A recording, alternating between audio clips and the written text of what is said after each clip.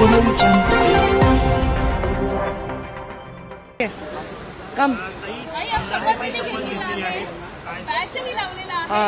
मुद्दा महत्त्वाचा वाटतो सध्या महाराष्ट्रासाठी, कारण एक तुमचं महाराष्ट्र जनतेचं तुमच्याकडे विशेष लक्ष असेल? हा बॅच मी माजी खासदार प्रीतम मुंडे यांच्याकडून लावून घेतलेला आहे. उद्देश तर आधीही तेच होतं, आताही तेच आहे आणि भविष्यातही तेच राहील.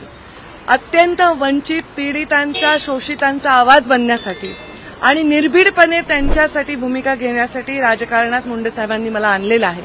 आज मला माझ्या पित्याची खूप आवर्जून आठवण येते आणि आज सर्व त्या घटकांची नेत्यांची आठवण येते ज्यांनी मला ही शक्ती दिली, ही निर्भीडता दिली, राजकारणामध्ये संघर्ष करत असताना मुद्द्यांना घेऊन काम करण्याची शक्ती दिली. असे अनेक मुद्दे असतील जे वंचितांचे आहेत, ते माझ्यासाठी अत्यंत महत्वाचे असतील. माझ्या दोनही बहिणी, माझे चिरंजीव, माझी आई या सगळ्यांनी पण या संघर्षात आणि प्रत्येक निर्णयात माझी साथ दिली आहे. तशाही त्याहूनही अधिक त्या सर्व कार्यकर्त्यांनी साथ दिलेली आहे आणि त्यांचे आशीर्वाद आणि त्यांचं निस्सीम निस्वार्थ प्रेम मला कधीही जनतेच्याच हिताचे निर्णय घेण्यासाठी भाग पडेल.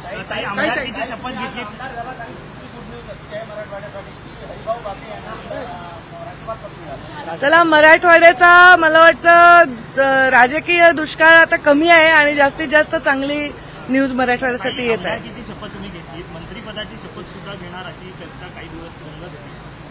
हे पहा, या राज्यात जे जे निर्णय होत असतात त्या सगळ्या निर्णयामध्ये ही चर्चा राहतच असते की या नेत्यांचा समावेश आहे. तशीच माझी ही चर्चा आहे. आता जे जे निर्णय होतील ते पाहू, मी पण पाहीन तुमच्यासोबत. मला आता तर त्याबद्दल काही माहिती नाही. एकूणच या पूर्ण निवडणुकीमध्ये महायुतीचं एकीचं बळ बघायला मिळालं होतं. याच्या नंतरच्या निवडणुका देखील महायुती एकत्र येईल का? आणि अजितदादांनी बोलताना असं स्पष्ट केलंय की जेव्हा महायुतीमध्ये यायचं होतं तेव्हा 10 बैठका पार पडल्या होत्या. ही गोष्ट कितपत?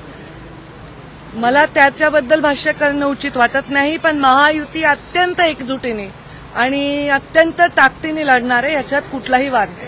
एकीकडे नारायण राणे म्हणतात की 228 सीट सोबळावर लढणार भाजप. मी यावर उत्तर दिलेलं आहे.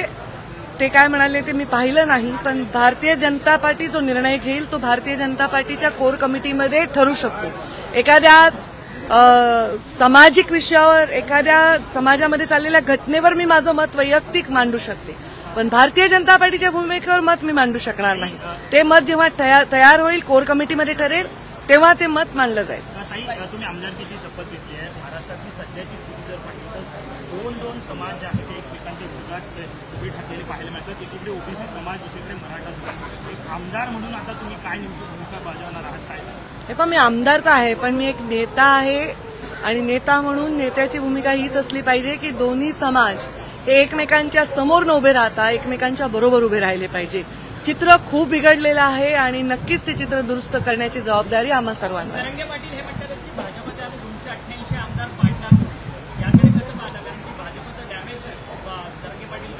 आतापर्यंत जे पाहतो ते तसंच पाहते मी त्याच्याकडे.